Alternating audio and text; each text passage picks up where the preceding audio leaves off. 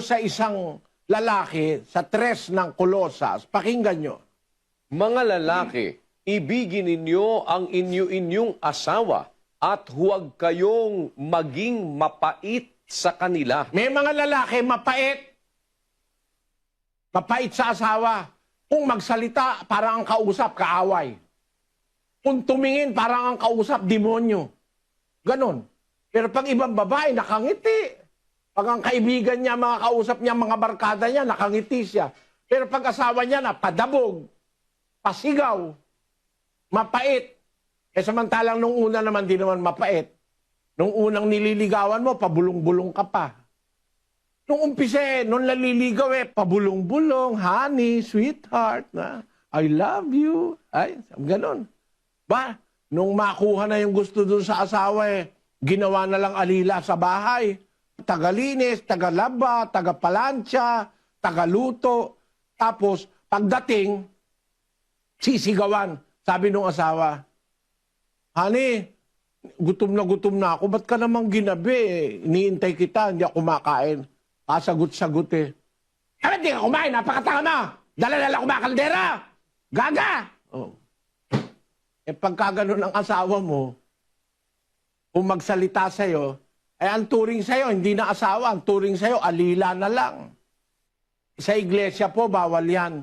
Sa tunay na iglesia sa Biblia, dapat makita natin ang aral ni Kristo sa ating pamumuhay. Mga lalaki, ibigin ninyo inyong asawa gaya ng sarili mong katawan. Huwag kayong maging mapait sa kanila. Masama po yung mapait ka sa asawa. Dapat ibalik mo yung tamis. Matamis kang magsalita. Hinahalikan mo yung asawa mo. Kaya ang payo ko sa mga babae, para naman kayo wag pagsawaan ng asawa nyo, dapat, bago dumating si mister, maligo ka na. Maghapon ka nagtatrabaho, amoy pawis ka. Naihan ka pa ng anak mo, mapanghi ka na, nataian ka pa ng anak mo, dadating na si mister alas 7, mga alas 6 maligo ka na, lagi kang mabango, hindi kayo pagpapalit sa iba, hindi naman masama yun ba naman kaya, matatanda na tayo, kahit po matanda, may pang-amoy pa rin yan. Kahit matanda, may pang-amoy pa rin. Kung halimbawa, matanda na kayo, mabaho pa kayo pareho, paano kayo magkakasundo niyan hanggang kamatayan? Kaya dapat, ang isa't isa malinis. Yung lalaki, papataanan mo. Siyempre, kaya ka niligawan nung araw, mabango ka, maganda itsura ng katawan mo. Noong araw, para kang Coca-Colang nasa bote na maliit ang bewang. Ngayon, para kang Coca-Colang nasa lata na diretsyo na. Mataba ka na, mapanghi ka pa.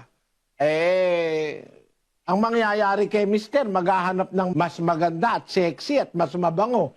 Para wag maghanap, maging kayo, maalaga rin kayo sa inyong katawan. Pagdadating na si mister, maligo ka, magsipilyo ka.